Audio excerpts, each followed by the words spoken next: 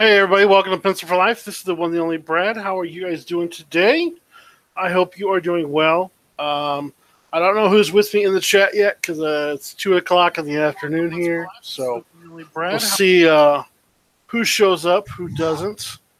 But I'm going to be working on the Handyman cover today because I did not post that yet. And you can get a chance to win the cover if you are going to be what do you call it? What's the word? If you pre-order by midnight on the campaign, so midnight on Tuesday. So you have till Tuesday at midnight. You can win this cover. It'll be yours. Pope Fire's in the house. By the way, Pope Fire, I haven't got back to you yet. Sorry about that. I'm shipping your stuff out Monday, so just be aware that is coming. I didn't see your messages in the thing. There's just so many that I got lately on my DMs. I apologize. Pixel Trader's in the house. How you doing, Pixel? So George is going to be running the chat pretty much. Hopefully he keeps a tight lid on it. Any questions? More than happy to talk about hamburgers and sweet potato fries. There we go. Yeah, I don't like sweet potato fries, but what? Yeah, not my thing. Okay. Not my thing. We'll go with rusted potatoes. You even tried sending funny messages. I know. I did see them just recently, like today. So I apologize. You should see my things. There's so many unresponded DMs, mainly because it's groups. I got so many people add me to groups that DMs on my Twitter feed are absolutely atrocious. You're just too awesome. I'm not too awesome. I'm not too awesome at all. Don't tell that to them. God. All right. My friend Tanner might be showing up. I'm not sure yet, so we'll find out. I'm just trying to find. There it is. I was looking for some reference material I had for the cover I'm doing. So, anyways, if you got questions, let me know. George will read it out to me. Okay. And, I'll throw out the first question. Sure. What is your inspiration for this particular cover? Are you drawing from movie posters, a genre? No. So, my friend Phil Sebi did a cover for me a while ago. He's the variant I have on the campaign. So what I'm doing is I'm playing off his cover for my cover, so they can kind of combine. Yeah. Ooh. So, a puzzle combine, kinda. Yeah. Not a puzzle cover, but I'm trying to think of the right words. So they can complement. They can kind of mesh, complement each other. Yeah. So very nice. So kind of like a before and after type thing. So.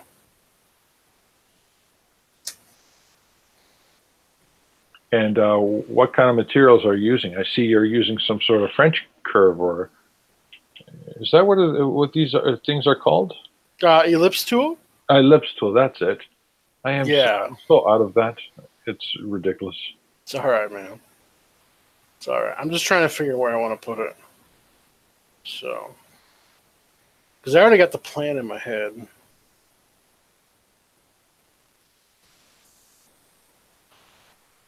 And the type of pencil you have is like a hard H2? No, it's just HB. Wow. Yeah. Just an HB. It looks like that table has seen a lot of action. This is it's a drawing board on top of a table. So.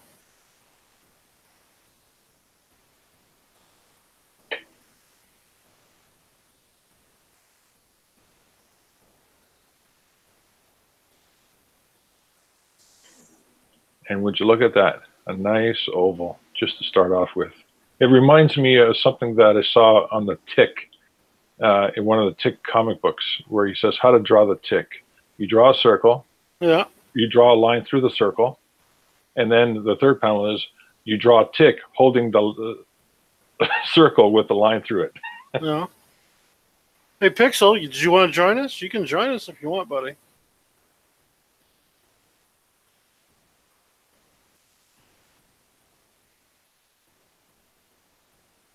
Lock on. Oh, yeah. There we go. Good choice. Let me, I'll send you the option, Pixel. 1 second. I'll put it on Discord for you.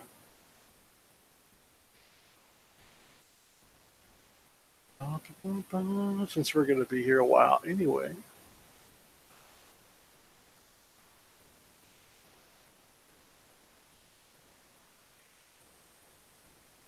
So, how about Captain Marvel? Are you planning on seeing it? Nope. I'm not. Yeah, lots of people are not planning on seeing it. Oh, I know. I'll probably pirate it, to be honest. No. That was a train going by. Disregard that, folks. No, it's fine. Do that. The latest I heard in the news, and now it's going all over the place, is that they deleted a ton. They deleted 50,000 reviews. Yeah. Wow. But like I said, I really don't want to get into politics here, because that's basically what the movie is. So yeah, that's true. Yeah. So tell me about the movies that inspired you for Handyman. Movies that inspire me? Yeah, for Handyman? I'm seeing quite a few movies in this, like some Clint Eastwood movies, a Michael Douglas movie. I forgot the Michael Douglas movie where he's just an ordinary guy who gets Fall Down? Down? Yes. Yeah, Falling Down. That's what it is, yeah. So yeah. So the movies didn't inspire me. So I work at a comic book shop. Okay. I run a store. And we were sitting around one day. We were reading some of the new comics that came out last year. And we're like, dude, these are kind of crap. And we're like, we could do better than this. So we started thinking, what can we do? And I'm sure some movies kind of, ideas pop their way in there and stuff. But that wasn't our main goal. It's just trying, what kind of fun story would we like to see, Yeah. But, thinking on movies, it does kind of remind me of some, So, first thought was Punisher. Yeah, Punisher did come to mind a little bit later. Desperado, back in the day. I don't know if you know Desperado. Yes. Oh, yeah, dude. A wonderful movie. Guerrilla shooting. I mean, one of the great movies that was shot in such a way. It's like. And didn't Tarantino do that one? I think he Rodriguez. did. It was Rodriguez. Oh, okay. He had one camera, and he shot every scene 3 times: a close up, a medium shot, and a far shot. So that way he able to get all that shot. Elmer Pixel Trader in our chat says yes. El Mariachi. El Mariachi, yeah. And then there was the other one that was done with Antonio Banderas and Selma Hayek, Desperado. Yeah. That's right. Oh my gosh, great stuff. I mean, Rodriguez even did I think it was like a video or a how-to. It's out there somewhere. I know it is because I saw it one time on YouTube. And he explained. He goes, you know what? You want to do something? Just do it. Just went out, got one camera. That's it. One camera. Once upon a time, Pixel Trader in the chat says, once upon a time in Mexico. I think that was the follow-up, actually, of El Mariachi. The official follow-up, yeah. Oh, no, that was the Johnny Depp one. Wasn't that the Johnny Depp one? Once upon a time in Mexico? No. I don't remember.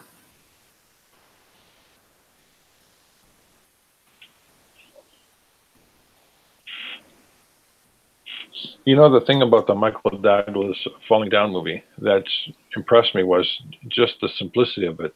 It was very simplistic, yeah. Yeah, but it's something about that ending where, if he didn't actually commit the murder, Mm-hmm. it would have been it would have been a poignant movie because despite all the struggles and the hardships and the frustration, he still had a moral compass that he could draw him, put, or contain himself to.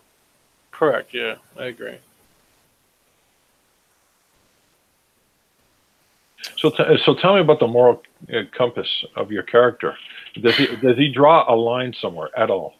Yeah. He yes and no. So, um, he's not going to hurt innocent people. I got to redo this. I didn't line up my perspectives right. I just kind of winged it, and it came out bad. So, one sec. Yeah, he does have a moral code. Like, he's only punishing those who truly deserve it. You know, he does not hurt innocent people at all. So, because he's not about that. In fact, that's who he's fighting for. So, he starts out as a very selfish character where he's doing things just for him and his family only. But while he's doing something in the first act, he changes his mind really quickly and chooses to go down a path he didn't want to walk before again. So, the reluctant hero's journey. Kinda, yeah. And he's also trying to atone for the evil that he was, the evil man he was. So, let's do a high. How is the camera? I'm assuming it's not on your hard helmet, staring down. Nope.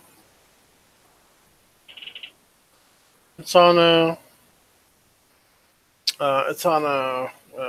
Mount above my desk. Entertain me, Brad. Thanks, Tyler.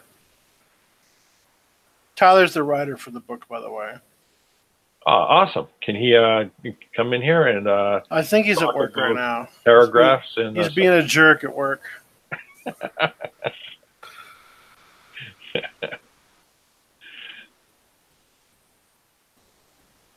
Entertain me.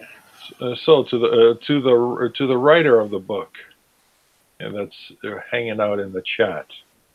How many adjectives and pronouns did you use in this book?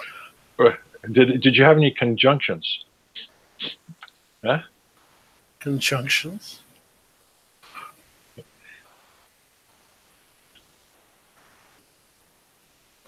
Let's make it. Yeah, let's do that.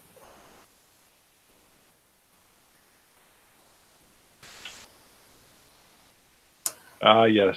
Okay. I'm at work every day from 8 to 5. Got to provide for me and the wife. These questions are lies. These questions are hard. Okay. I'll try to stick to consonants, okay? Lies. Yeah, let's try this again, Brad.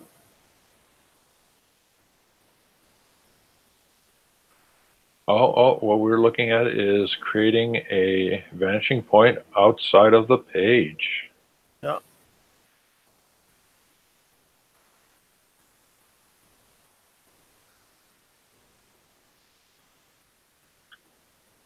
I used to draw on a table. I created myself a long time ago a 4 foot by 8 foot long plexiglass light table. Mm. And I went to IKEA and got the adjustable legs. That's what I got. Yep. They're beautiful. And then I just screwed them into the half-inch clear plexiglass, and then on top of the half-inch plexiglass was a tinted quarter-inch plexiglass. Oh, that's cool. Getting that delivered was a real humdinger. And do I have a thumbnail of what I'm doing, Tyler? No, because I already have it in my head. But I know what I'm doing. I just didn't set the perspective lines like I should have. Is this character going to be interacting with the background, or is this an actual pose that you're going to be putting in the cover? You'll see. You'll see. Everybody can be surprised a little bit. Oh, a mystery, folks. A mystery is Mystery, yeah.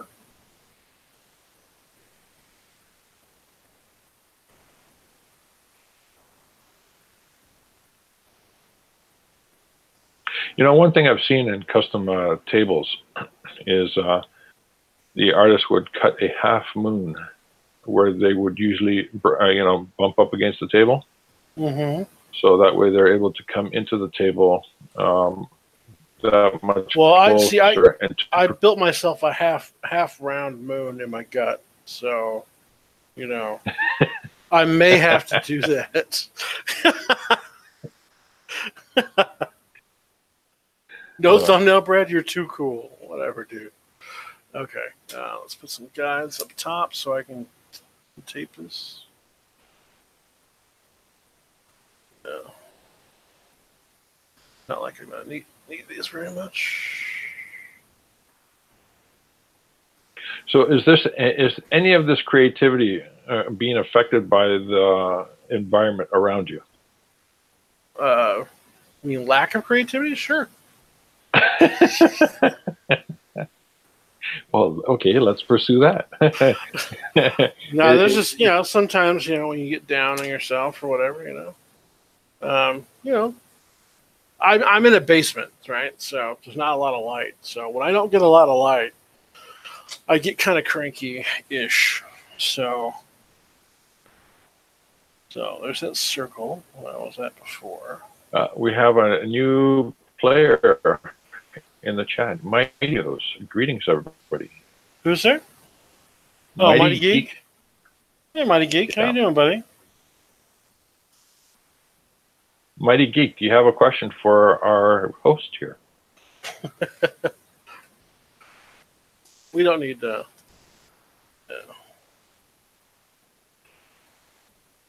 My first impression is it looks like a hellmouth situated in a desert. But then again, it's still a mystery. Yeah.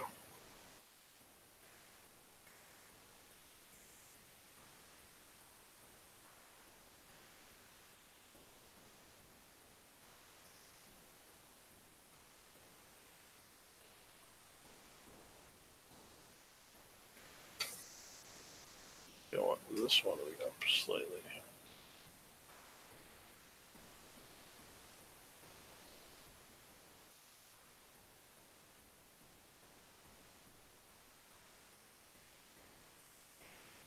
Oh, maybe.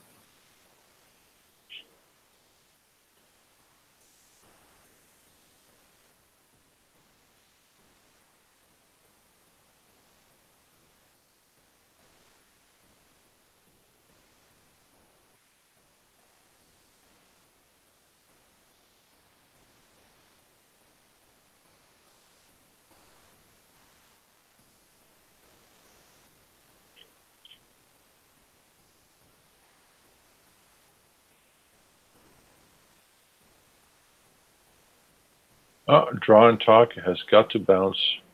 He always has to bounce. He never stays. Good luck, Brad. I'll try to pop in here throughout. Ah, dude.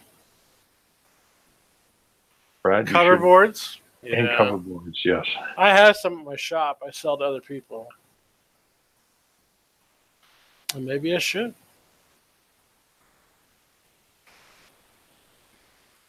Okay. Need to even this out a little bit.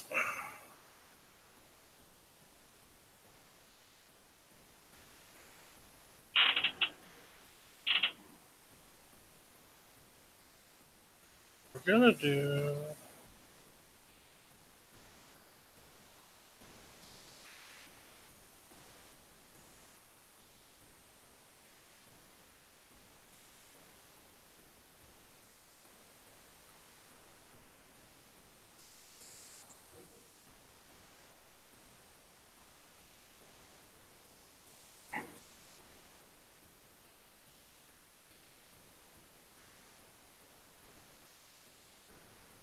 Let's have a quick look at anything going on Twitter. Nothing. I will tell everyone you're live. Sure. Thanks, man. Live now. Come by and have a look at a Handyman cover coming to life. Paste tweets. And one more time. Handy cover. Oh no, that's not catchy enough. It's handy to see this cover to life. That's it.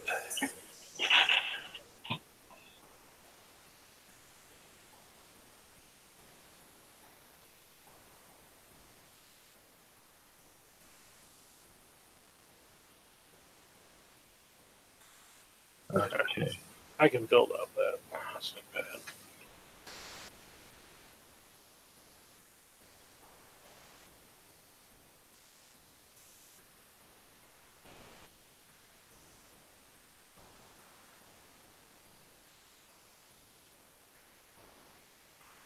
Don't be a tool. Watch Brad draw the Handyman cover. That's pretty good too. Go watch for. You know what? I'm gonna tweet that out right now. If you don't mind, I'm gonna copy your tweet. That's fine. Go ahead. Or copy. I'm gonna copy you, Pixel. I don't think Pixel. I think we call this plagiarizing, isn't it?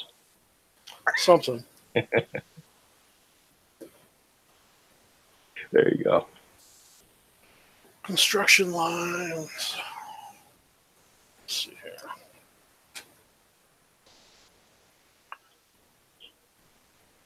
Let's see.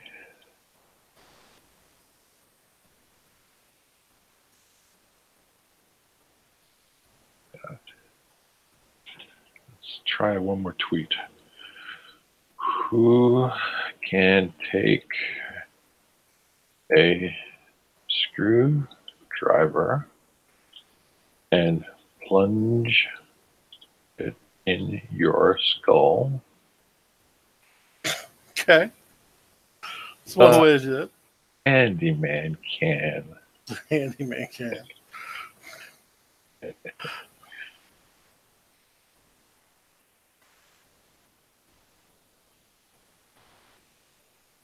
Oh, okay.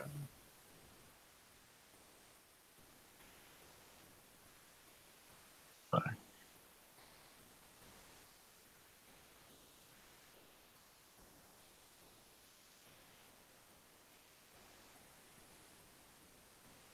Roughly right there.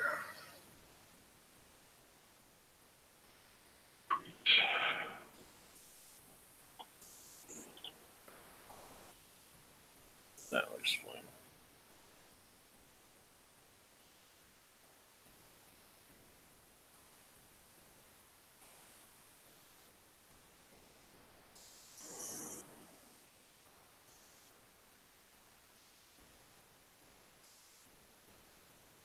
That was cool, eh? This morning, or was it during noon? I believe it was. EVS had read the super chat and went to the Indiegogo campaign. Yeah, I think a buddy of mine did it. Yeah, he didn't tell me till later. It was very nice. Did you see any sales happen during that time at all? Oh yeah, I got some sales, a little boost from it. So Excellent, excellent. yeah. So yeah, it wasn't. It was definitely not. Definitely didn't hurt. No, Pixel Trader says, by the time you see his flat head, you're already screwed. The handyman can.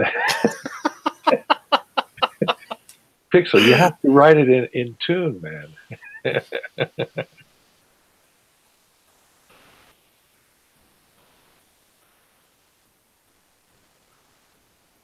You know, this concept reminds me a lot of Dr. Giggles. Do you remember that? Nope.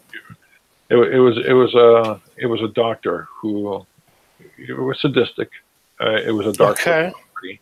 early 90s, and he was called Dr. Giggles because he just liked to giggle. He always make doctor puns. You know, doctor is in. You know, Okay. you got to get your checkup. And he's about to plunge you with one of those stethoscopes or something. And Okay. it was a fun popcorn. I mean, nobody went to see that movie because they were ready to cry or be romantic. No. Come away saying that's Academy Award. It's a masterpiece. Yeah. There we go. Okay. It was 100% pure popcorn. It was around the time that they came out with a mask a few years later. Oh, okay. I can envision this as a movie. This brand, this book, this story. I've been told it a few times. So, yeah. Not just by you, but by other people. Yeah. So. It's such an easy concept. I mean, people just you tell them the title, you tell them the sentence. It's a high concept. It's very easy to swallow and digest. And people walk away with a giggle. Yeah. And that's basically what you need in this market today. Is something that people can relate to very quickly, understand it very quickly. And. We got Pixel Trader in here. Oh, hey, dude. Hey. How you doing, buddy? Good, all right. Good, man. Yeah, Dr. Giggles, huh? You remember that movie, don't you? Oh, unfortunately, yeah. Yeah. Unfortunately, yeah. The doctor is out of his mind. Yeah. Yeah, that movie was pretty weak. That was definitely HBO fodder in the 90s. Oh, it was. Yeah. I mean, come on. You tell me when you saw that movie, did you go in expecting anything other than just 100% popcorn? Oh yeah, no. That you knew it was a horror movie, and I was just I mean, if you ever saw the cover of the damn thing, you'd know what it was. But it made $8 million in the box office, apparently. Oh yeah. It was a very inexpensive movie to put together. I mean, It was really inexpensive. Yeah, I don't even know. I didn't even realize it went to the theaters. I thought it was only like direct to home. But let me see. No, it was in theaters. I saw it in the theater. That's hilarious. Yeah, and I believe it was a real quick turnaround from the theaters to home video. Gotcha. That doesn't surprise me one bit. Yeah, I worked as a manager for a video store all throughout high school. And so I pretty much watched every crappy B movie you could think of over the course of those years. Oh my gosh, my brother managed. My brother did the same thing when he was in high school. While I was in college, he managed a video store. Right on. Every night we were doing like 3 or 4 movies. Yeah. So 2 of my best friends, one of them worked as a pizza guy. Yeah. For a local pizza parlor, and then the other good friend, his parents owned a local grocery store, and so pretty much Saturday night was basically our version of Mystery Science Theater with them. To our host, can you lock in on your screen so that way? I gave you control so you can play around with Pixel and everybody else. Okay. Pixel, lock him into the screen. No, I gave you. You have to do it. Oh, I have to do it. Oh, okay. Yeah, I gave it to you, George. All right. Trusting you. Come on, George. You can do it, George. I'm working on it. Let's see. Present to everyone. Okay. There you go. Woohoo! Yeah. Anyway, so yeah, Saturday nights were basically Mystery Science Theater night at my place. I'd grab like 4 or 5 movies from from our vast library of garbage, and then the other guys would bring either drinks and stuff, and then of course my other buddy would bring over the pizza. And so we'd stay up all night watching movies, chowing down, and yeah, it was a good time. Yep. My friend, he was the assistant manager of a movie theater. Oh, nice. So we would sit around and we'd get pizza and everything. But Thursday nights, we were just out of high school, So none of us were going to college yet. We had some time off, and so we would sit around at the theater on Thursday nights previewing every film that was coming out. So very cool. It was cool, but man, those were some late nights, like early mornings, like because if you spliced the film wrong, we had to go up and fix it, and stuff, and yeah. So, gotcha. Those are amazing times. I mean, just if you really think about it now, it's like the amount of time that we just wasted, just sitting back and watching movies. It's ridiculous. Well, at that time of your life too, you don't really know what you want to do with yourself yet, and I would say it's gotten worse nowadays. Well, the one thing that I got out of the whole thing is my parents going, "What are you doing? Stop drawing! You're not going to make any money off of drawing. Why are you watching movies? I think we all heard that. Money watching movies. Become an accountant, a lawyer, like your what do you call a cousin or something." Yeah. I distinctly remember my dad walking in while I was building a website or something. It was probably like, God, I think I'd stayed up all night long. I was working on something, and he got up to go to work at like 6 or 5 or something. And he's all, I can't remember the exact words, but he goes, "You need to get off that damn computer and do something with your life, because you're never going to make any money with that thing." Oh, my parents told me that. Yeah. And of course, they didn't understand the technology either. Yeah, no, he didn't. He'd always been a manual worker. Just he did a lot of. He worked for a company in maintenance. He worked on a lot of heavy machinery and stuff. Oh, okay. And so he had a lot of skills, and he could build stuff. I mean, he could build anything, and he could pretty much repair anything. But he didn't understand the shift to computers. And it's funny because I give him crap about it now. I'm like, "Hey, Dad, remember when you used to make this much?" And he's like, "Yeah."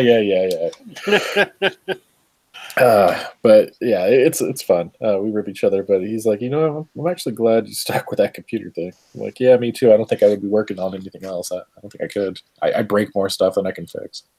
Yeah, my mom still worries about me. She's like, "Are you ever going to make any money with your artwork?" I'm like, one day I'll make some money to live on. Right. I don't know when that day is going to be yet, but yeah. One day, Yeah, I persevere long enough, Yeah.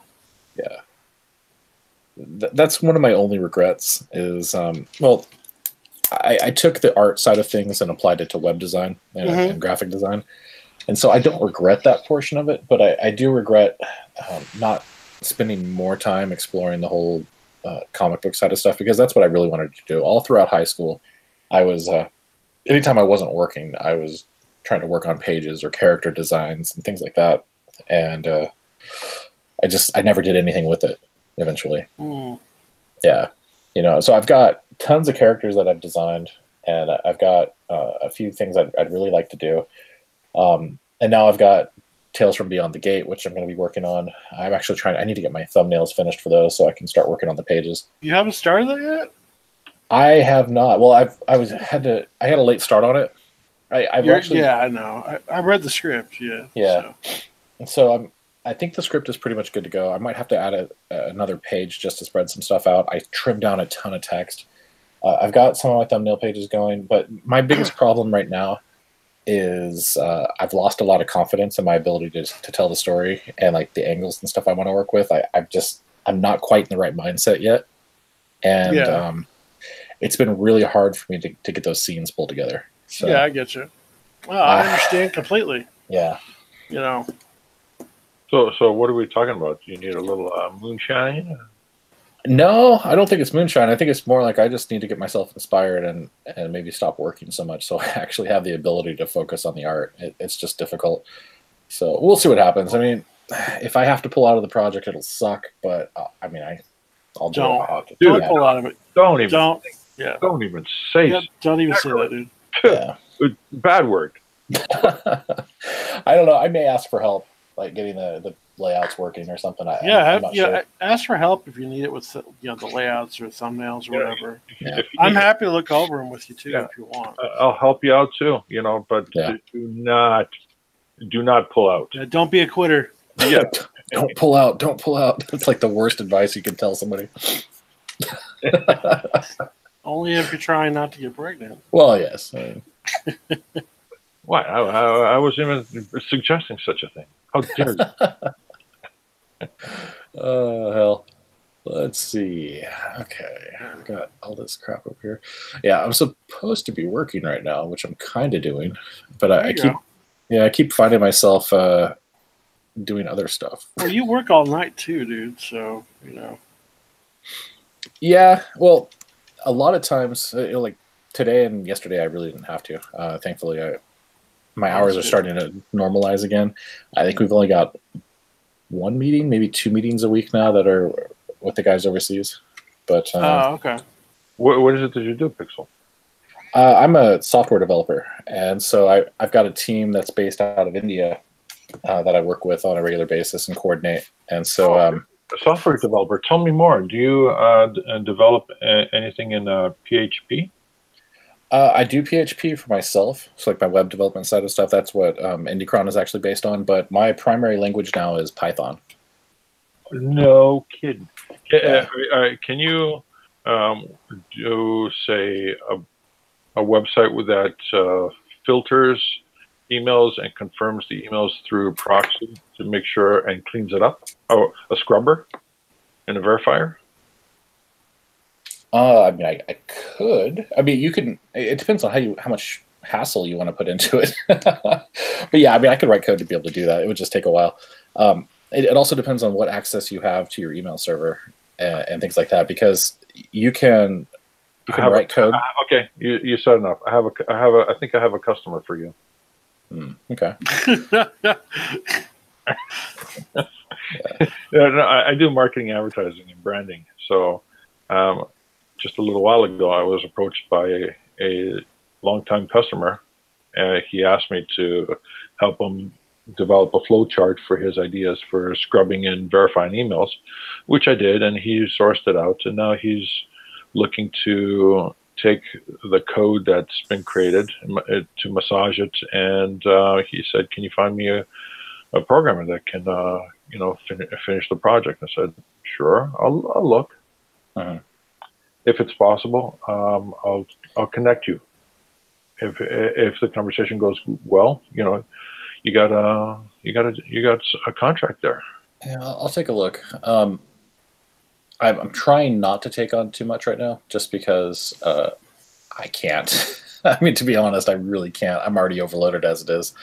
But I'll see what's going on with that project or something. We can talk offline about it more. But yeah, I mean, there's possibility. I also know a couple guys too that would be interested, I'm sure. It all depends on like how in depth that service is going to be, though, too. Like because I mean, you can do a simple validation where they put in their email address and then it just shoots them an email, and then they have to click a link to come back to their site to validate that the email is active, and that takes a very brief amount of time to do that. Yeah. Okay, cool. We'll DM each other our email contacts, and yeah, that's fine. Information. We got Mighty Geek Studios that would like to join our conversation. Okay, go ahead and send them a link.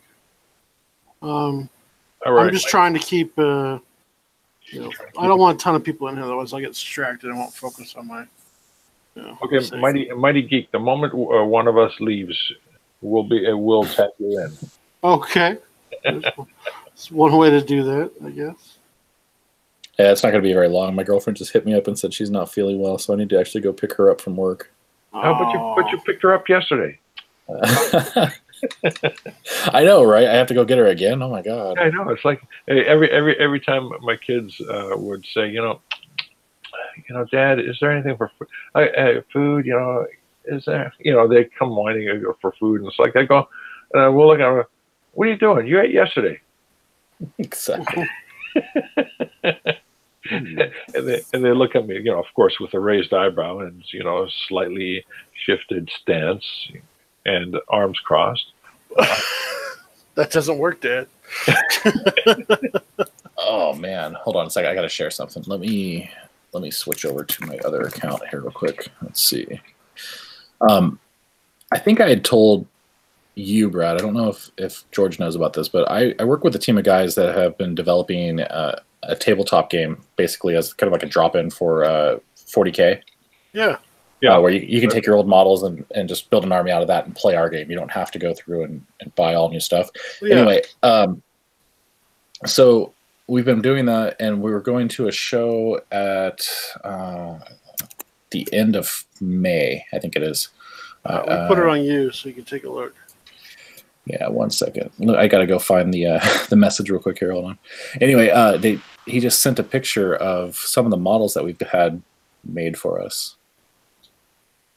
And these look pretty awesome. Okay, hold on. Let me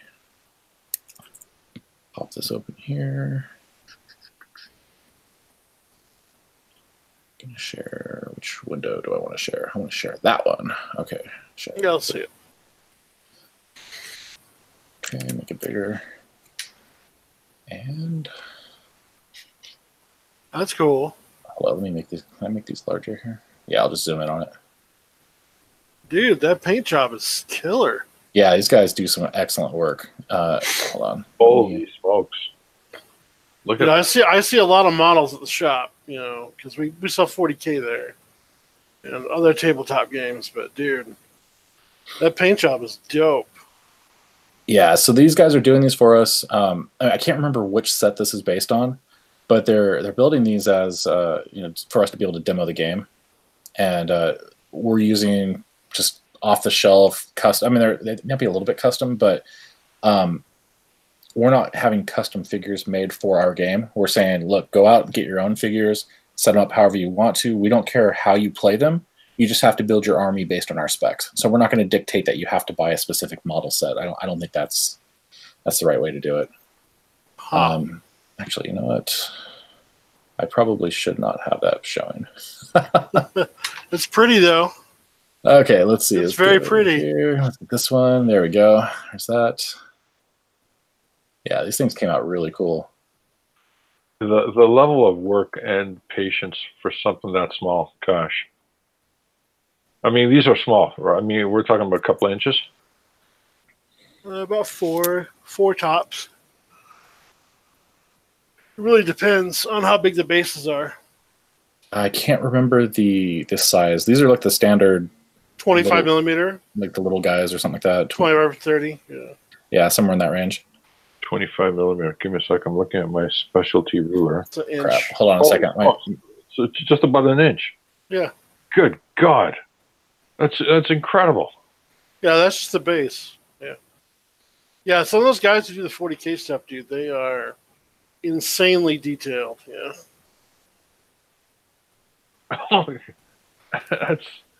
That's absolutely insane. Gosh. I mean, and that looks like it's airbrush. It doesn't look like it's brushed. It's partially airbrush, partially, you know. Yeah. So. I tried my hand at airbrush a long time ago. Well, it was nice. The fumes really did get to me. Well, you got to do it in a well-ventilated area. Yeah, I discovered that late in my learning process. Oh. Now the doctor says I got another 50 years to live. Oh. I'm looking for the other pictures. Just give me a second here, and I'll. You're good, dude. Yeah. We got hats done. We've got. Let's see. Where the hell are the models? Dang it.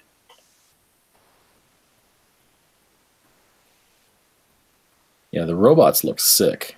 We have another faction from these guys, and it's Hey, brilliant. GOP, how's it going, buddy? Let's go look at White Metal Games real quick. Maybe they've got the robots up there. They probably have them in here somewhere. Well, let's go to albums.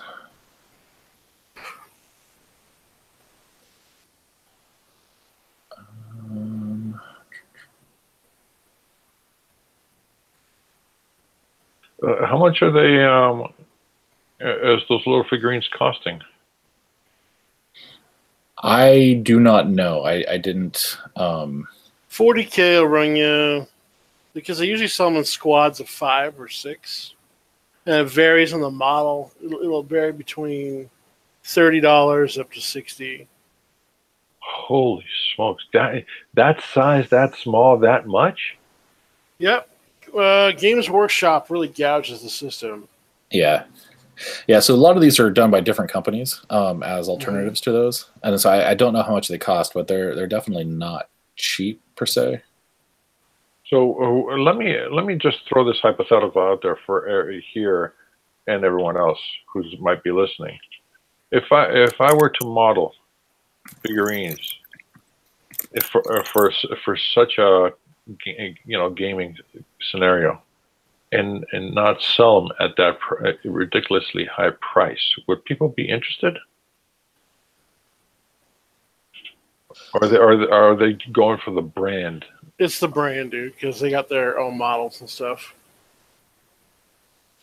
Wow. Okay, let me switch over to this screen here 1 second. Application window. GOP, it doesn't work like that, buddy. Yeah, here's the other army we have set up. This one's huge. We got some big old battle tanks and stuff. That's beautiful. There you go. By the way, George just got a backer. Congratulations. Score. Oh, wait a minute. You backed me? No, Me? GOP did. Yeah. Right on, GOP.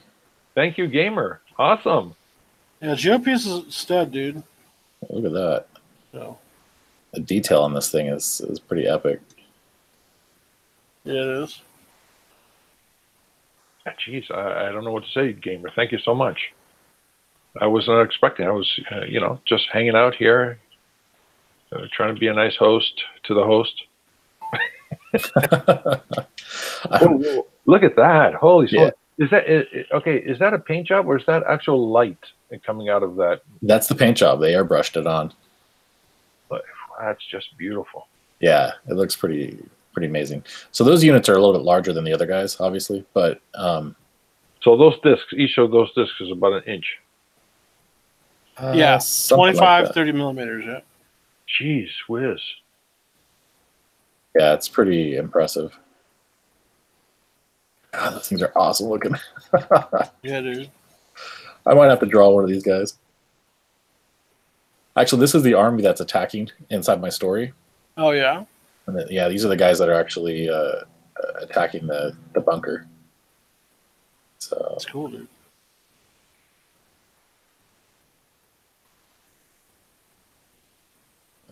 Anyway, I'm going to drop that. I think my, I'm going to have to bail. She needs help. So I'm going to get out of here.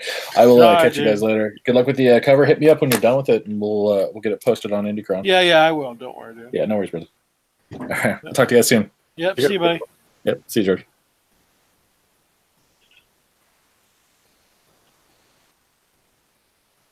Okay, let's focus in on you.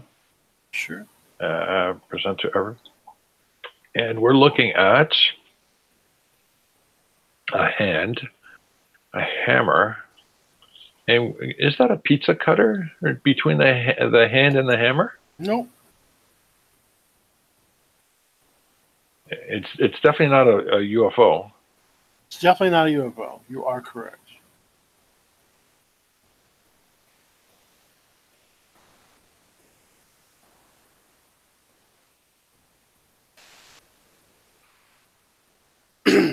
Is there a brand in terms of the tools that he uses specifically in the book? No. I can get in trouble for that. No.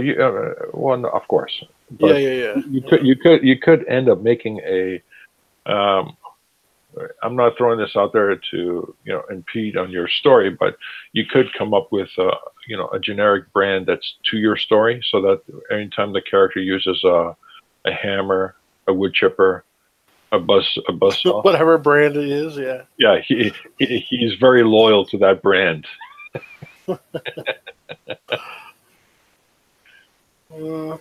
Maybe. Not right now, though. Yeah.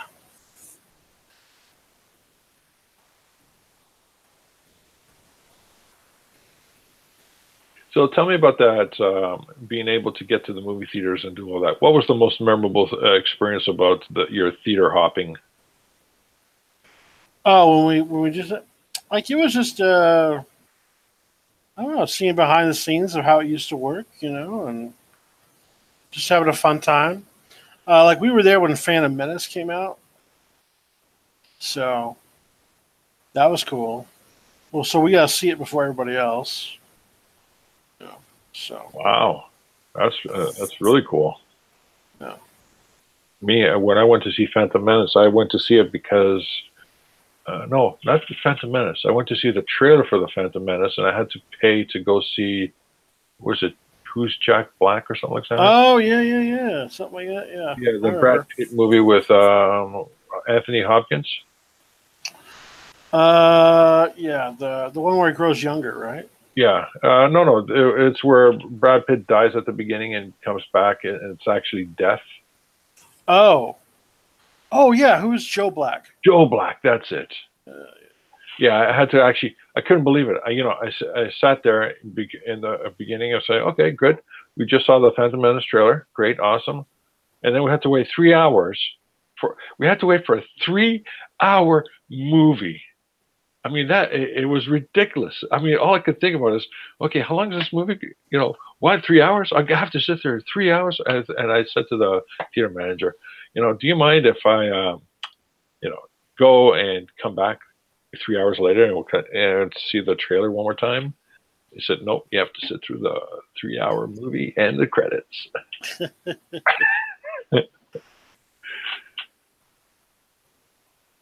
And at the time, that movie was very expensive. I mean, it was probably one of the most expensive movies ever produced that had no special effects.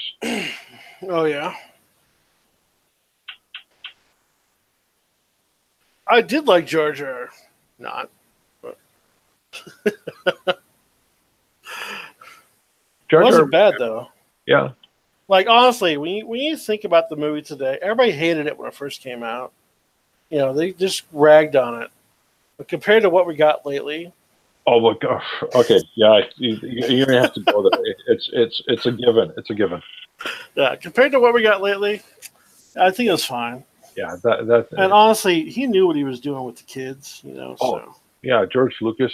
George Lucas pioneered the trailer on the internet before Phantom Menace. When the Phantom Menace trailer came out, he said, "I'm not going to put it out, in the theaters. I'm not going to put out on what do you call it, on TV. I'm going to show it for the first time on the internet." yeah, For first trailer ever, and I have a copy of it somewhere. I mean, I think it was like less than 480. It was yeah, it was like 240 or 360. yeah, something like that. Yeah, exactly. At the time, I can't believe it. We're going like, oh wow, this is awesome. Waiting for that, very slow modem to chug away. Yeah. Every 6 frames. It's an interesting thing about George Lucas. He created the music video with American Graffiti.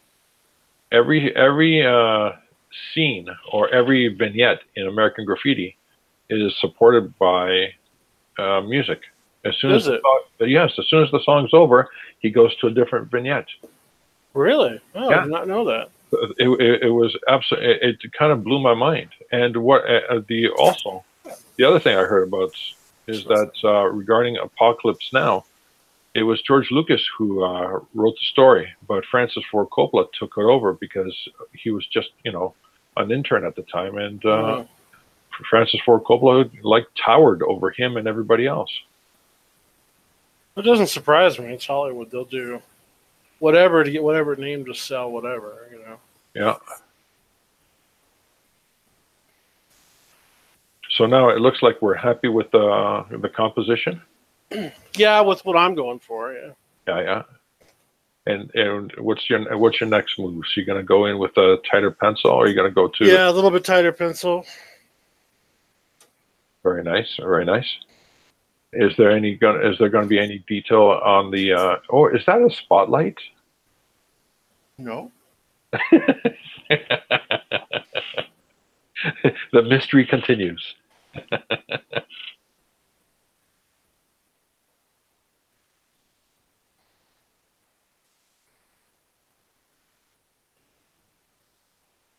Oh, Drawn and Talk came in. This is all you've done yet? Come on, Brad. Hurry this up.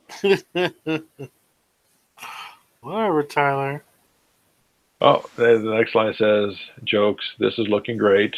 Next line, you won't go straight into inks, Brad? No, I want to plan this out a little bit first. Yeah. There's only a few artists that actually go straight to inks. Jack Kirby was one of them. I probably could, but I want to plan a little more out. So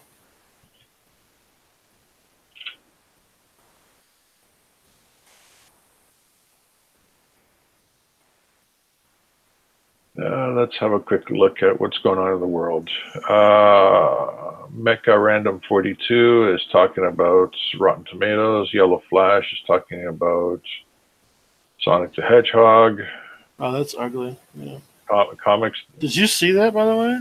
Oh, yeah. Sonic? Yeah, it was ugly. Everybody at the store was like, oh, that's not my Sonic. Yeah. Your boy Zach is talking about the Shield Media. Okay. Pencil for Life is doing the Handyman cover. Whoop! Yeah. We'll skip over that one. No, it's all right. We can read my stuff. Doug Tenable is it's a video on Earthworm Jim. Oh yeah, by the way, whoever's watching, tweet Doug. Tell him that we need to get me on the show. You know, I tweeted him this morning, Doug Tenable. He is so inundated. The way I know he is, but those who make noise, squeaky wheel gets the grease, right? Yeah, that's true. That's true. Absolutely. So tweet Doug, guys. Like, hey, Doug, you need to get Handyman on the show. Let's actually do that right now. At Dougie and Handy.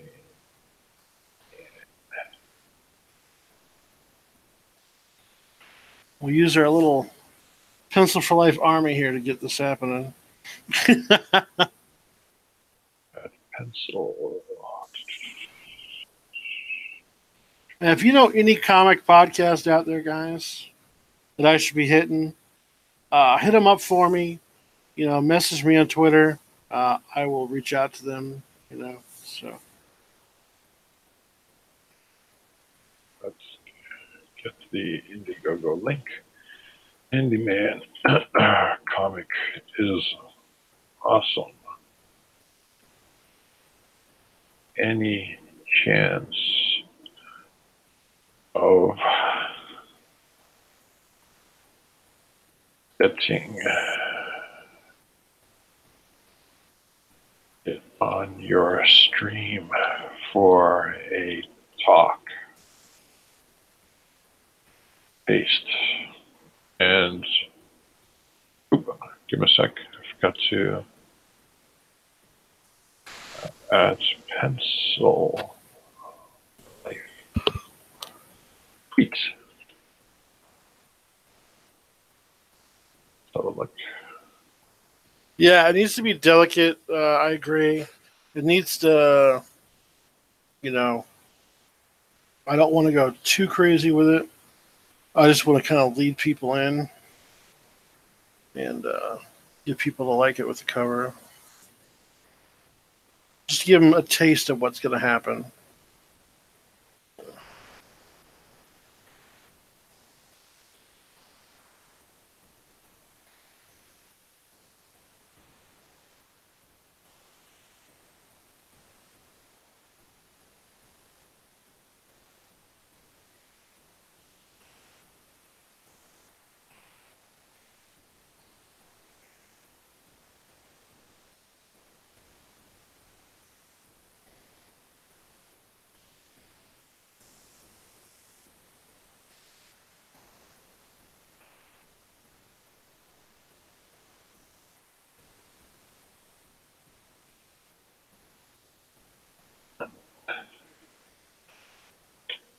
That's all right. Twit is out. Yeah. Oh, this is interesting. Some people are liking my thoughts. There we go. I put a note out for the world, and it said, "Yeah, Captain Marvel didn't happen. The entire movie is Fury's altered memories. He battled and stopped the Skrull invasion in such a badass way, and lost his eye and was hurt so bad he was the first patient for the Tahiti program." You should go on D's channel. Who's D, GOP?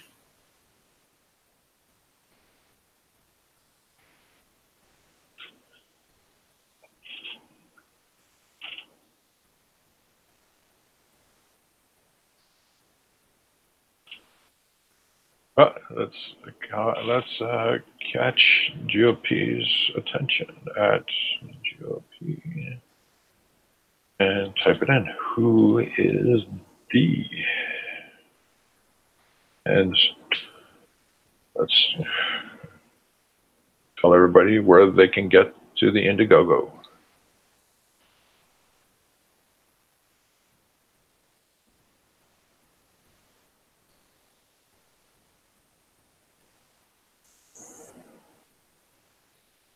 Now, is this a Phillips hammer?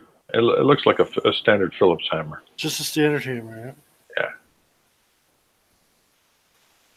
And that in order to have a wooden handle, or one of those aluminum handles. I think it's just gonna be this one's gonna be aluminum. You're going modern, I see. Okay. Yeah, I could do wood. I told you, these nuts. Oh. That's an actual channel? No, it's not.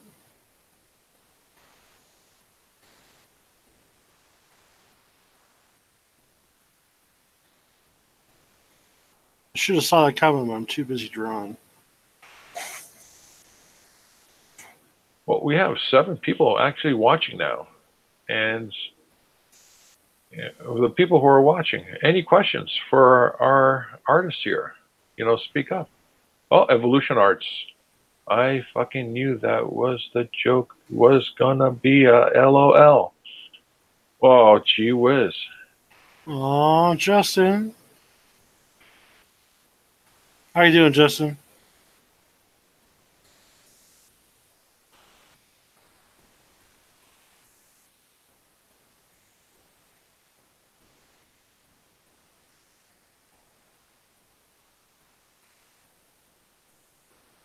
He says it looks great, Brad.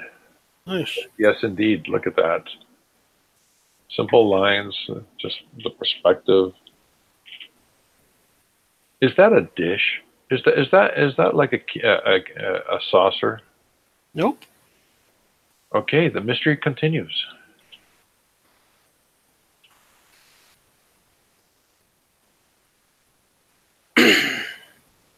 Oh, it's a drain. Yep.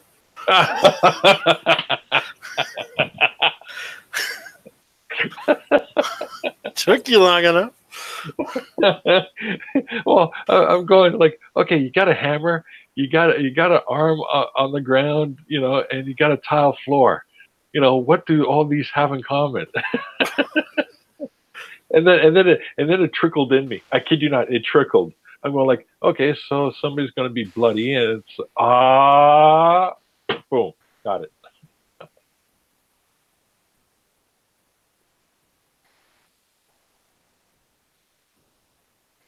So it's going to be one of those classic grill drains where you have a little rust in it and stuff like that. It could be. Oh, well. I haven't got that far yet. Are we going to see any detail in the background where Well, remember, I got to leave the space up top fairly clear for the title and everything. So we're going to fade it into a kind of a way, so it's probably white or something like that. Correct, yeah. A nice ambiance. Very nice, very nice. Mm-hmm.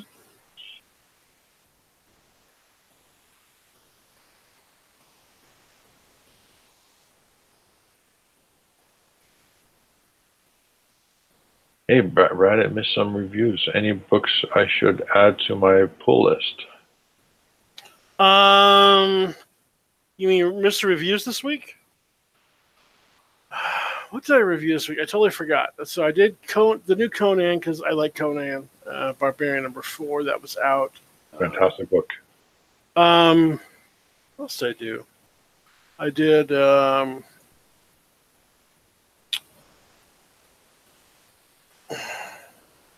Hold on one second. Sorry. Did a Ronin book, Ronin Island or something like that. That was a kid's book. It was actually really good. So if we got teenagers, kids, I would get that. It's by Boom. And then the other one I did this week was what was it? Oh, I forgot. You have to check the video. Oh, Darth Vader, the new Darth Vader book, Dark Visions. Oh my God! Yes, grab that book, dude. And without spoilers, what is so interesting about the book? So, I don't know when it takes place exactly, but it's not from. In this issue, it wasn't from Darth Vader point of view. It was from a person on a planet that is a he's his race doesn't have the ability to go to the stars, so it's like a primitive planet. Yeah. And he comes down as this Black Knight to slay their god, to slay this god that's imprisoning them underground. It's really cool, dude. The action scenes, the artwork is top notch, dude. Like, it's way good. Yeah. And there's a scene where he's on this horse-like creature, so he looks like a Black Knight riding into battle with his red lightsaber, blazing up his flaming sword, as they call it. Yeah. So it's really good. Yeah. But you only hear Darth Vader say a couple of lines, and that's it. It's really good. But it's a short series. It's like 5 or 6 issues, I think. Oh, it's just a mini series. Yeah. Very nice. At least that's what I remember. So. What the hell was that? I was just popping something up. It always gives me some nice sound effects. Okay. I'm looking online into these books to see if I can get them on Amazon delivered to me. Oh, use Midtown. Oh, well, let me check that out. Yeah, Midtown Comics is the largest online retailer. And if your order is over like $25 for comics, they ship them to you for free. Well, gosh darn, you learn something new every day. Well, you should watch my channel. Well, I am a subscriber, and I was pulled in because of the Handyman. Okay. Man can.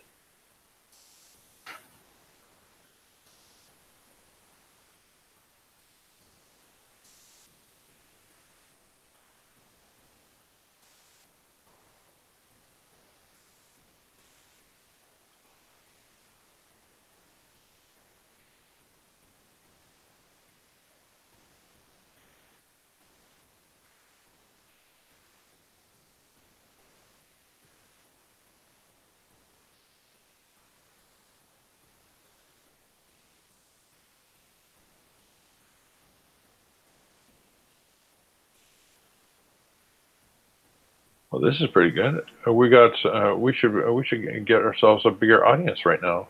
I should continue tweeting out because there's no one streaming live right now in Comicsgate that I can see.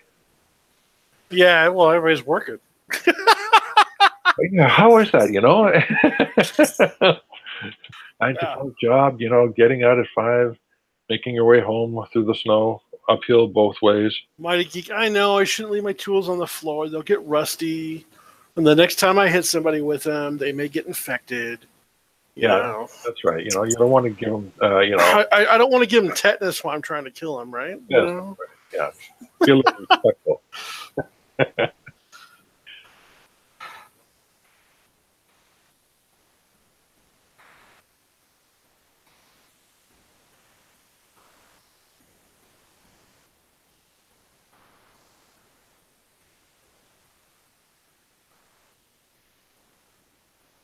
Yeah.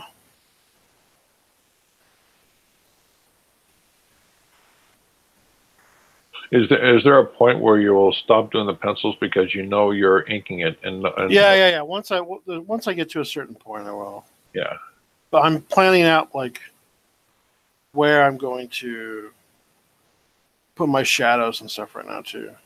It's a tough balance when you have two different artists, one who's doing the pencils, the other one doing the inking. That at a certain point it becomes synergistic.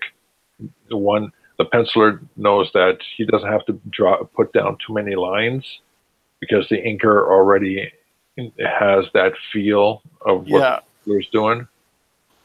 And, you know, that's such a wonderful symbiotic relationship. It's very rare. I mean, yes, you know, the professionals should be doing that, but sometimes it's just such a rare thing to have a penciler who just puts down just enough lines so that he is not inundating himself with all that work, all that huge detail, which is, you know, taken care of by the inker. I like kind of inking my own work, so it's not. You know that's interesting is, you know, you can do the pencils, you're great. If you do the inks on an overlay, technically speaking, what you have now is two pieces of art that you can sell instead of one. It's true. I mean, I've seen this happen a few times where the pencils are drawn by an artist, you know, in one part of the world, and they scan it in high res and send it to an inker in another part of the world. Yeah. And the inker, you know, if it's not that if they're clever, but if they are industrious in terms of making money, they would take the scan, lighten it up enough, print it out. Oh yeah, print it on a non-photo blue. That's what they do. Yeah. And then just ink it up. So what you have now is, you know, two artists, two different pieces of art, one, you know, published piece. Yeah. That's pretty normal, dude. Is it really? Yeah. Now, nowadays, though, a lot of people do the digital inks because it's so much faster. And it's already pre-ready to go for the colors. And most people don't buy inkers' work. Unless they're super famous. Yeah, like Terry Austin and stuff like that. Yeah, inker for Jim Lee, Scott Williams. Yeah.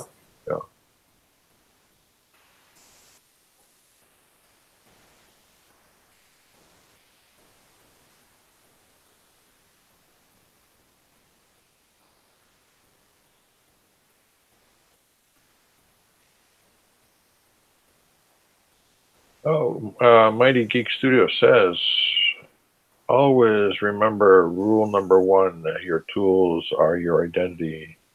Oh, another one, here's an idea for you. The handyman should make his own tools.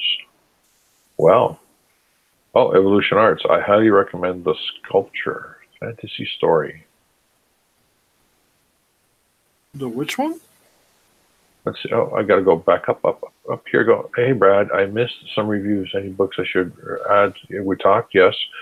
Evolution. Yeah. Evolution again. Have you ever read The Sculpture by Scott McCloud?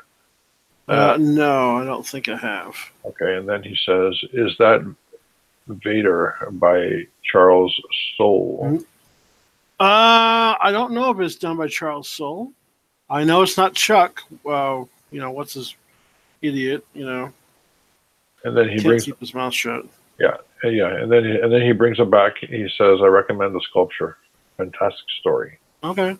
By Scott McCloud. Is it a new one, or how old is it? Evolution, if you're listening to us, can you give us He will. He will. Don't worry.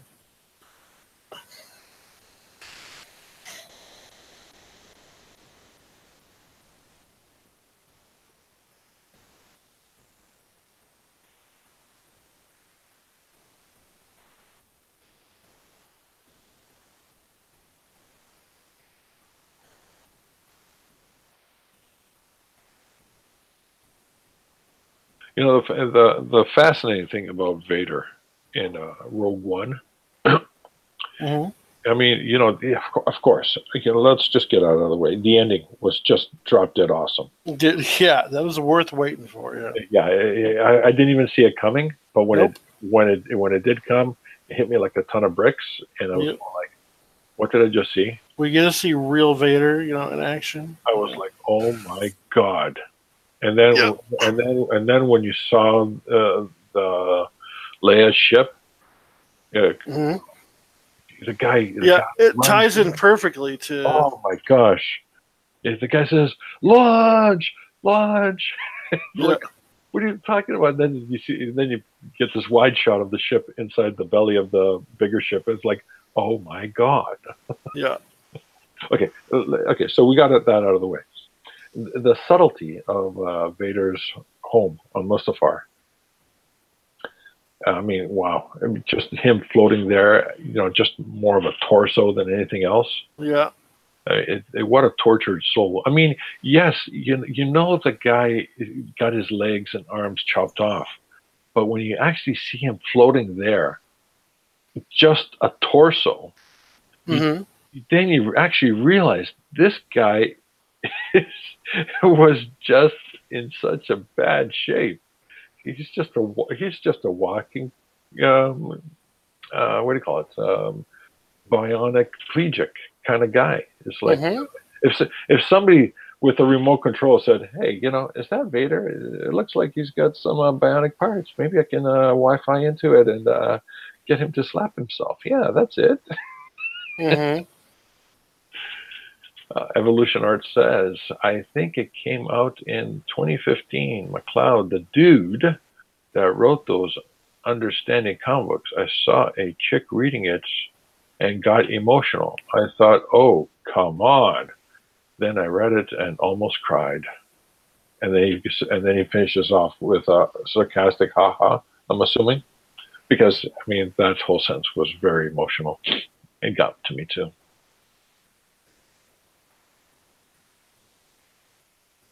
So, The Sculpture by Scott McCloud.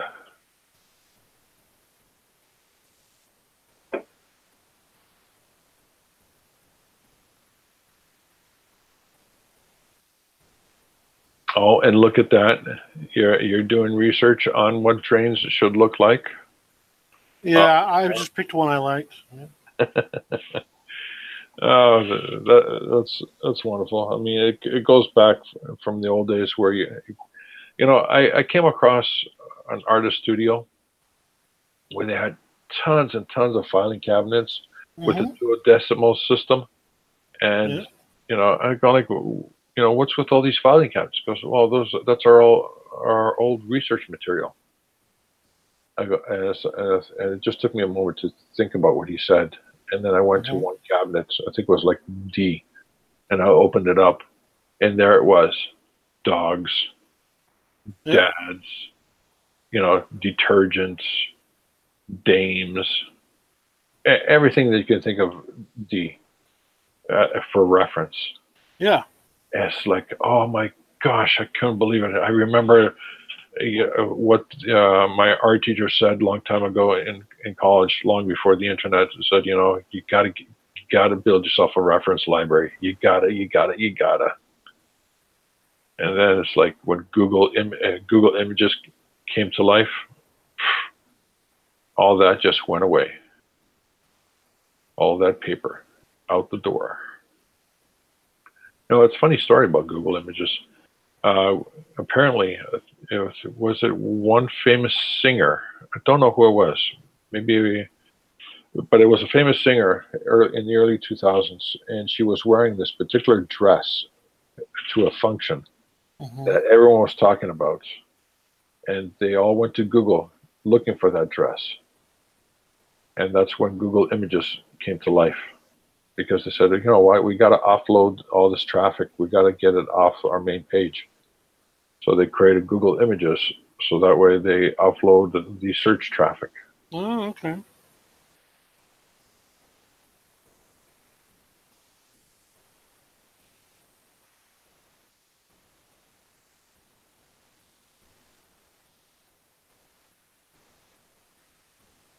Yeah, funny story.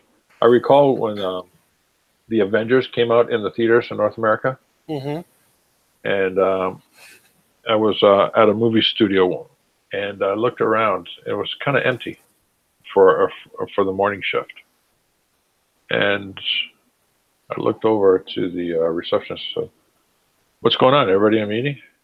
She looked at me with a dry look, and an equally dry statement. She said, "George, today is an unofficial holiday." I go, "What are you talking about?" All of North America is taking a break right now. The Avengers is in the theaters. Oh, 1 second, dude. Be right back.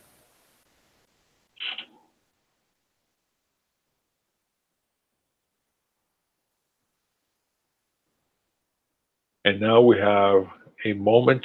We have 6 people in watching this. What are we seeing here? If anyone has a question, please ask. Back. Bring up your questions. Let's hear it. Let's hear the questions that come up. 6 people. Yeah. 6 people in the chat. Yeah, it's all right, dude. Well, I'm just chilling, drawing, watching. Yeah.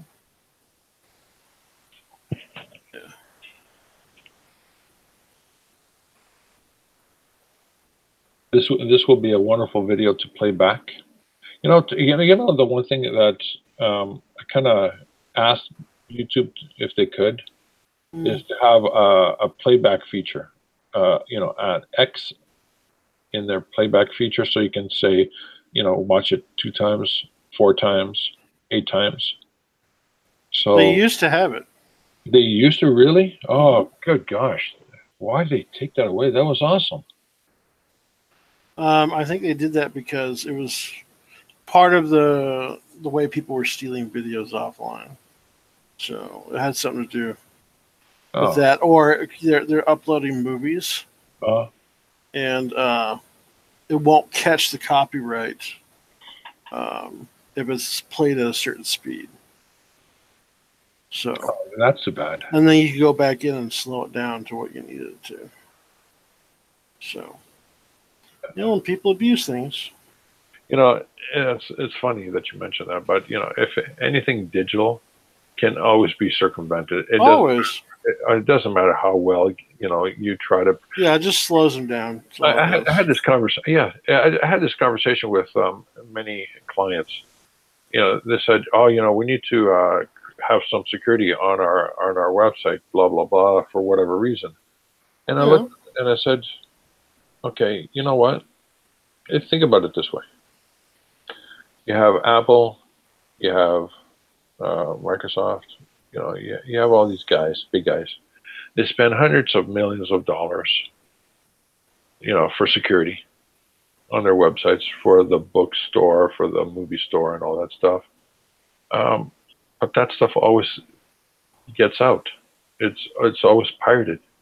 There's always a way around things.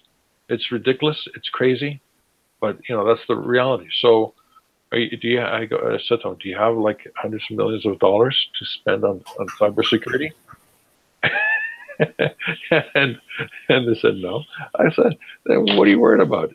Just put your product out on the internet and get people to notice you, rather than worrying about what people will do with it. Otherwise, do not put it on the internet. It's a choice. So I didn't see that particular client for a while. And then I come across them Mm-hmm. months later, and their stuff is up. It's on the internet. Yeah, that's fine. Not a care in the world. People are commenting. They're getting people to notice. Are you the one that has that sound thing? I hear something like that one every once in a while. Comes through the speaker. A sound thing? Yeah, it sounds like psst. It's like a message or something. I don't know, a notification. Give me a sec. Let me mute myself. It's not me, dude. It only happens when you're on. So. Hold on.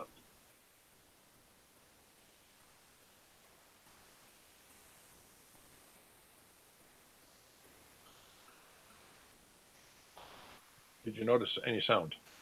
No. All right. It could be because I'm rendering in the background. Oh, that may be it. Yeah.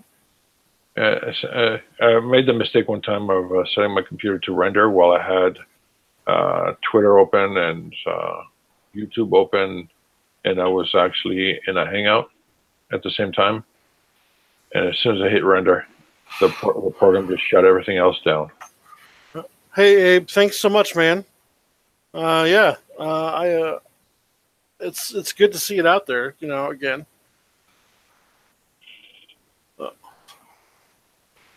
Let's get this. Abe does artwork too. He's pretty good.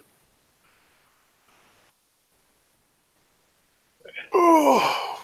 Abe Sapien, where is you located in all this? Do you have a YouTube channel? Do you have a Twitter account? I know he has Instagram.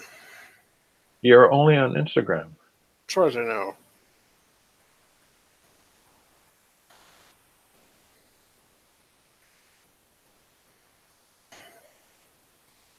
Well, this is wonderful.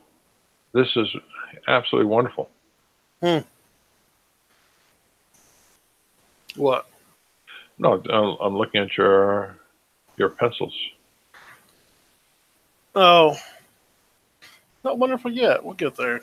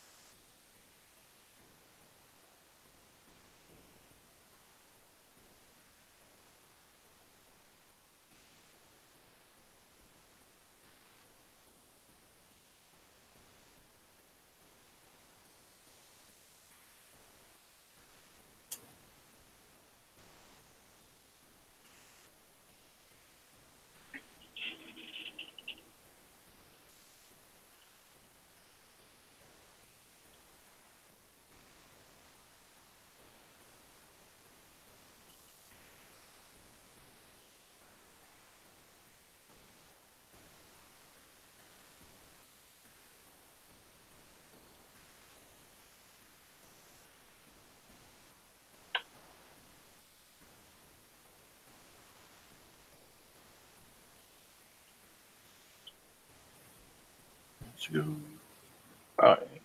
So, Abe Sapien, is your channel Abe Sapien with 75 subscribers? I'm looking on YouTube right now. New subscriber. And yeah. Oh, it's you. I am subscribing to you too. I don't want to subscribe to strangers. Anybody you don't know is a stranger.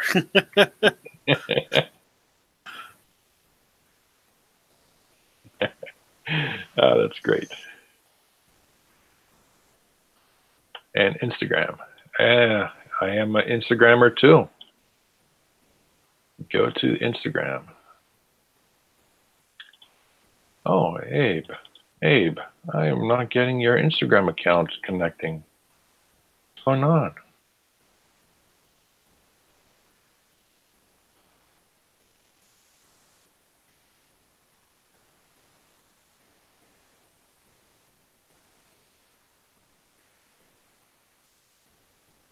There we go.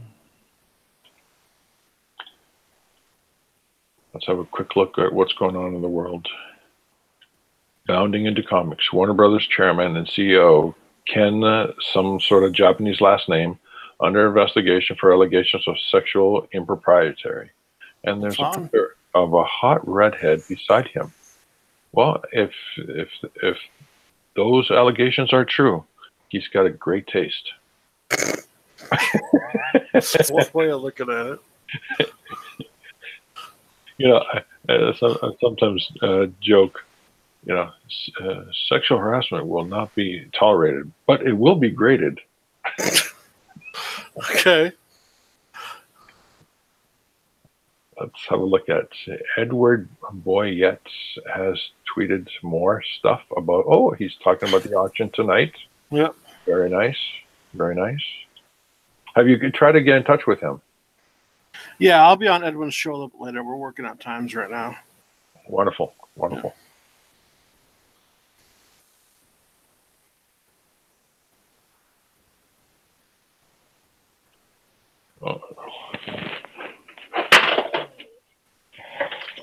Let's have a look here.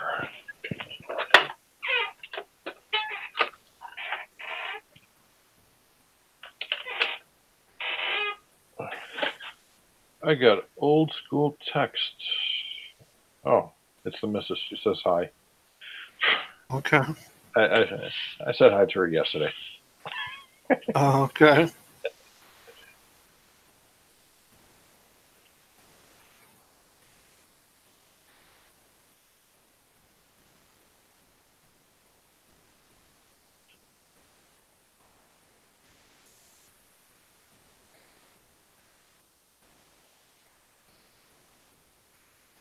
ArtStation. That's interesting. You know, I only recently heard about ArtStation, and while it's fascinating, the one thing that's I find fascinating, it's similar to deviant art. Yep. And the one thing that makes Comicsgate here on Twitter and also on YouTube such a fascinating place to be is because you are connecting here with not only fellow artists but also people who read, people who are engaged. They like to buy product. I don't see that on DeviantArt. I don't see that you know, on other places where it's just the artists, artists talking to artists, and they're not engaging in that community with actual customers. Yeah, I get you.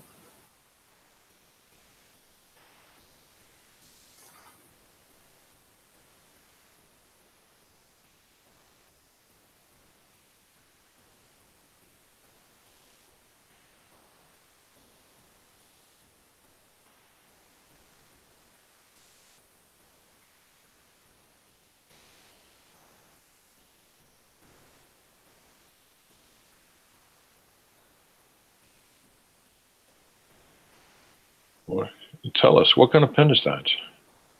Micron. And the type of nib, is that a fine nib? It's just the standard nib that comes with the 0.5. 0.5.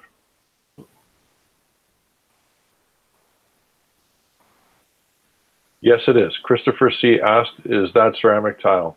And I believe It is. it is correct.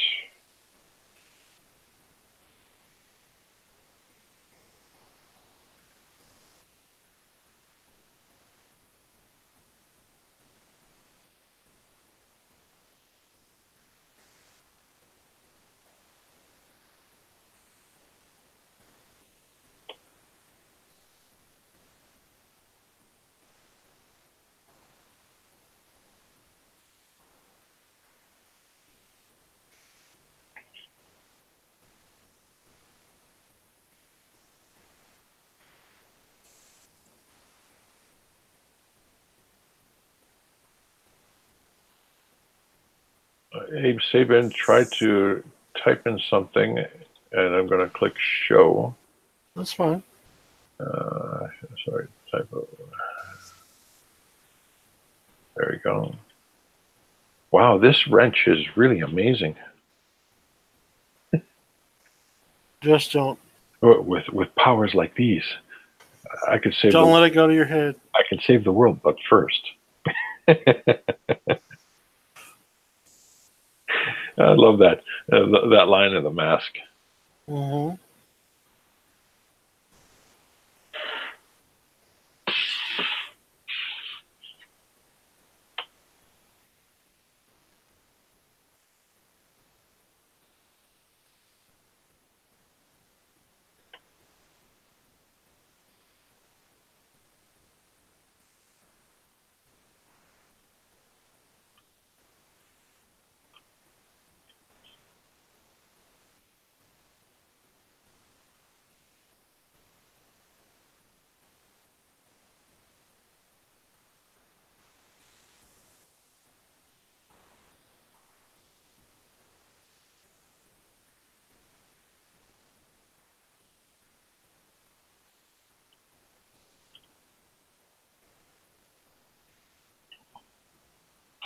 Holy smokes!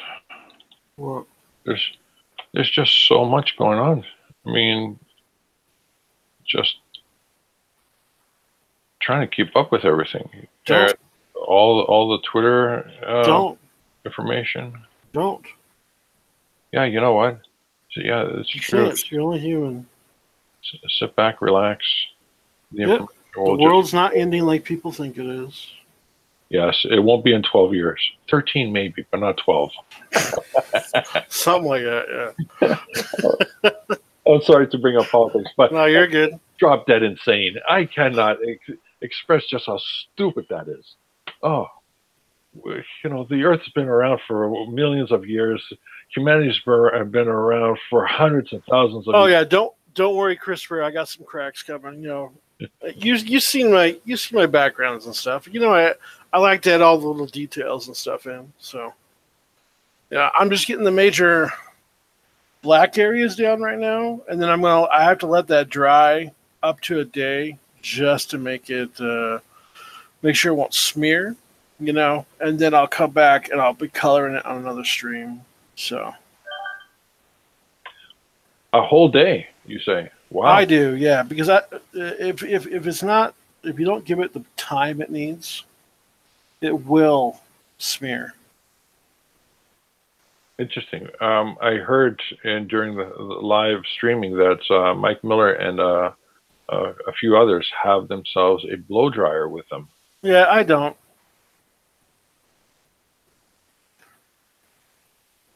Never needed one before, so I never bought one.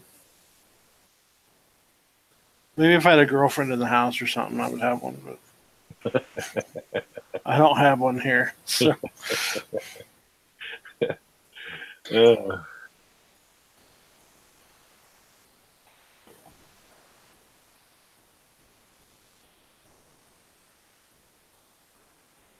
And I'm assuming you're going to be going over with thicker lines with a thicker utensil, so to speak. It depends on what I'm doing. I won't know that till the end.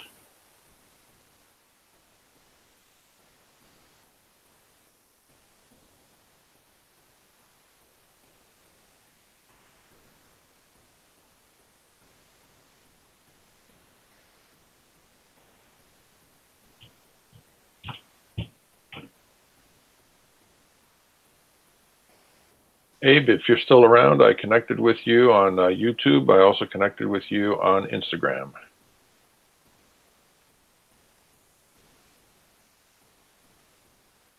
You know, a funny thing is about Instagram, of all the social media accounts, that is the one place that I can quickly ascertain if someone's following me is real or a robot. Yeah. Or just spam. and it just baffles me sometimes. It's like, you look at it, oh, you got 100,000 followers, and you got this many thousand, followings and all that. Okay, cool. Okay, let's look at your postings. Oh, 25. Brad, how do you figure out your compositions? So I it depends. So I know this is going to be a cover, so I'm going to have like the logo up top and things like that. In my what I'm trying to do is make it visually interesting to draw your eye kind of inward to the book. To give you an idea of what's going on the outside, but not too much. But I just kind of play with it until I feel it's right. Just by looking at it, because you can kind of tell when you look at something like it feels a little off balance or something like that. So I don't know how to really answer that question properly. I mean, because I've never had an official class or anything on compositions. I just kind of go until it looks right. I believe what you're trying to say organically is that your illustration helps guide the eye. That's what I'm trying to do. Yeah, is guide the eye. Yeah, and so what we're that's why I have. Yeah, that's why I like the long lines in the center for this one. We're going to have the blood draining into the drain. So that red, which is going to pop because this is going to be a black and white cover, is going to draw you inside, type thing. Yeah. So, that's what I'm trying to achieve. And, I fail a lot. Don't get me wrong, but no, yeah, it's a very nice. It does actually draw the eye. I mean, center point, literally into the center where you capture the attention, and then I believe when this is fully rendered, your eye will slowly but surely work its way upwards and see the title of the book. Yeah, it'll be there. Yeah, so. But it'll be a jittery moment for the viewer. They'll look at the center. They'll see the blood. They'll see the hand, the hammer, and I don't want to be like I want it to be a little bit jarring to catch their attention. Yeah. And then as their eye is going upwards toward the title, they'll just have another quick glance down and make their way back up to the title. Yeah, it's a very good composition.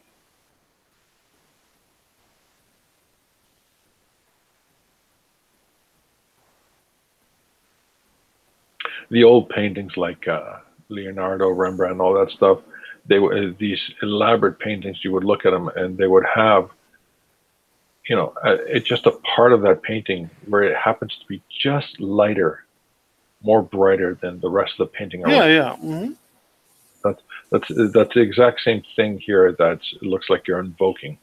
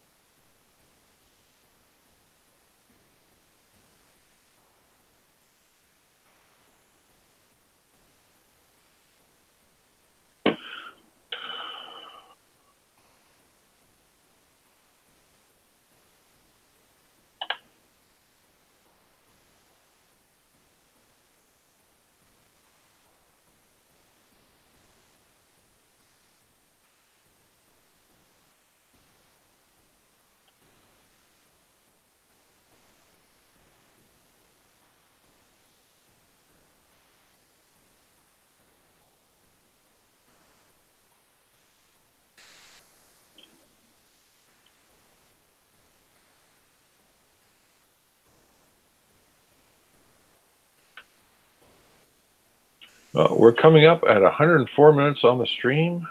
Mm-hmm. We have 7 people watching, and time right now, Eastern Standard Time is 5:45 p.m. Friday evening. Ooh.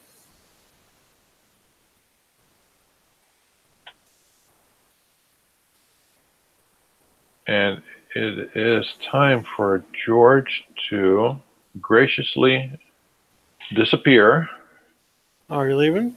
I have to. It's All right, no worries, dude.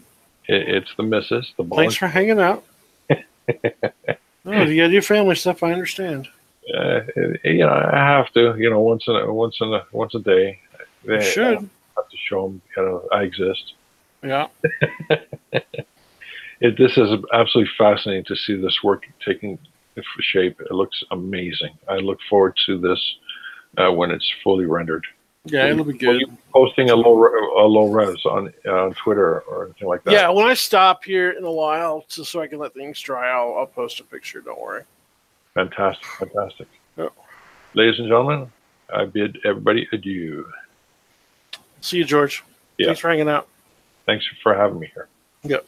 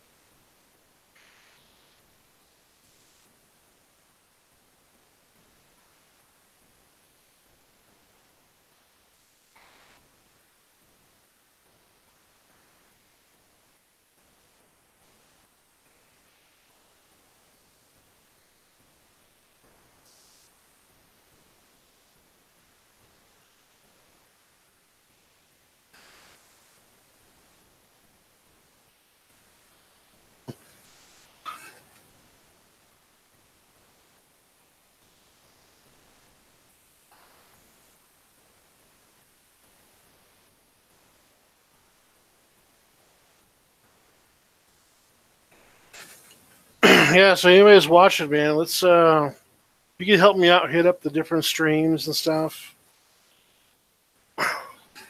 Help tweet with me. Let's get this thing out there and we can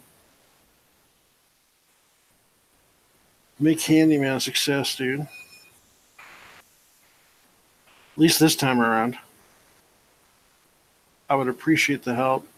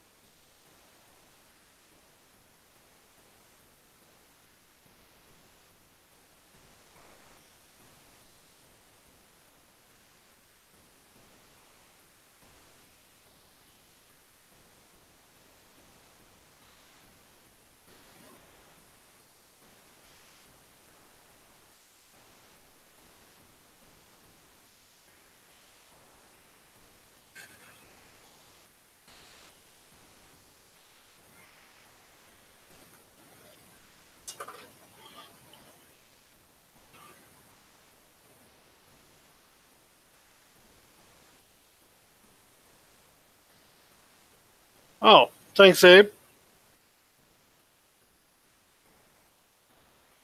Retweet whenever I see it, but I have a very few followers. No, I'm not talking about just retweeting, but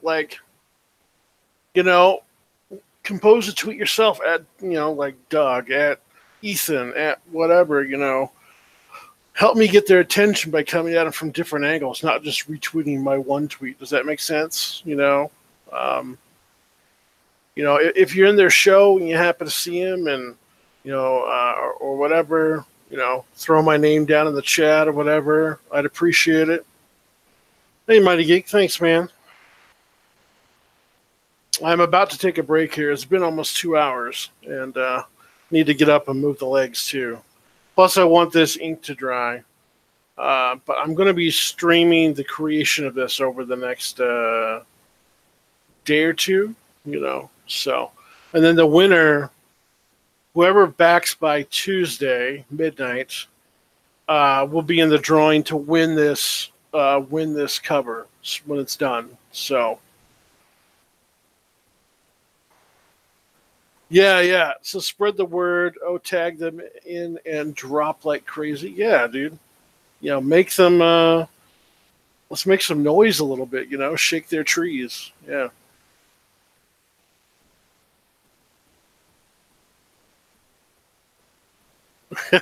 Show up at all the streams I troll.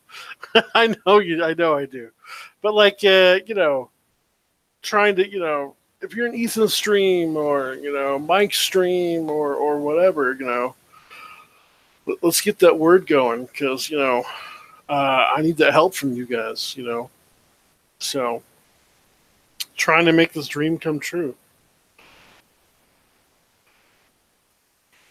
By the way, what are you doing today, Chris? Are you off work already?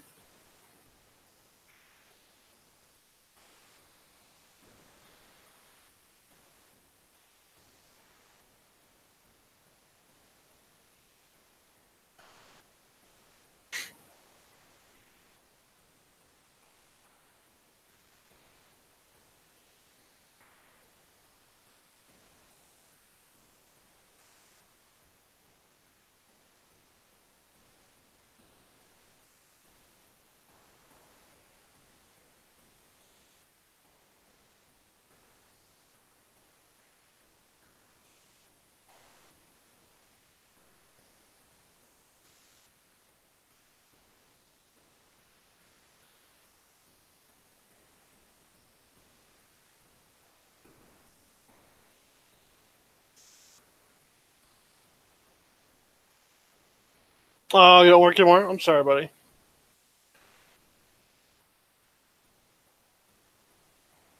Hopefully I didn't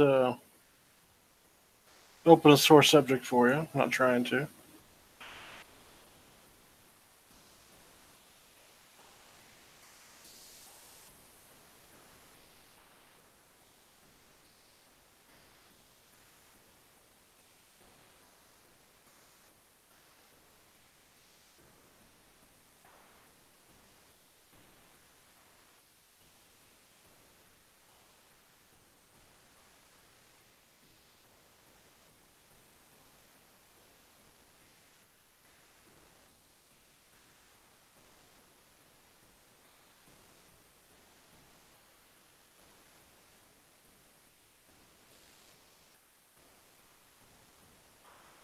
You're a troll for good. All right, buddy.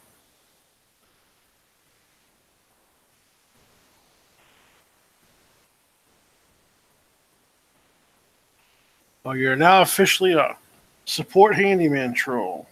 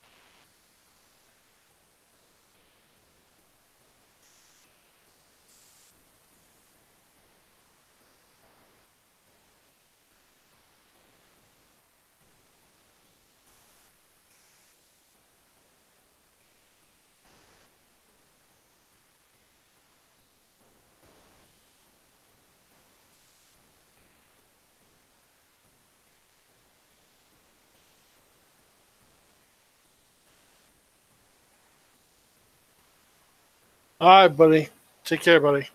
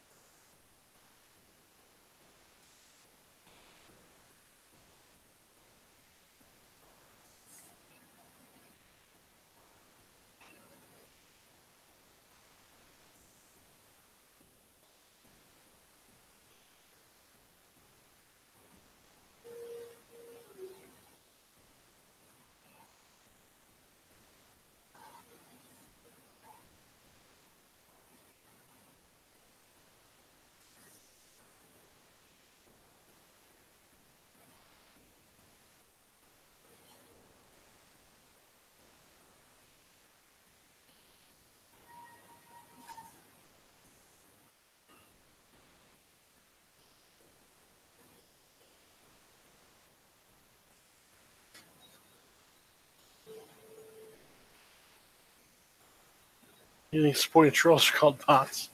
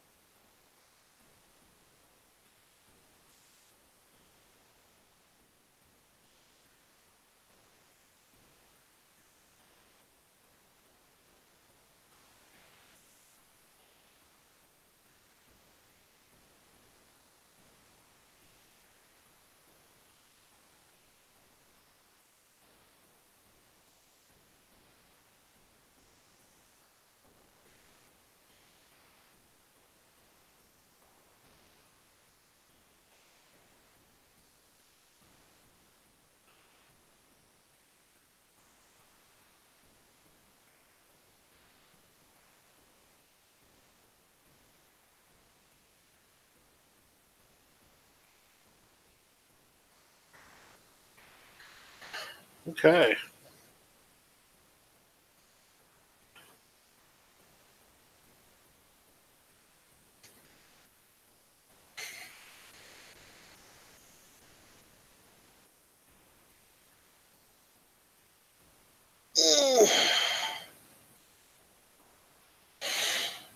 Okay, I'm going to take a break here, guys.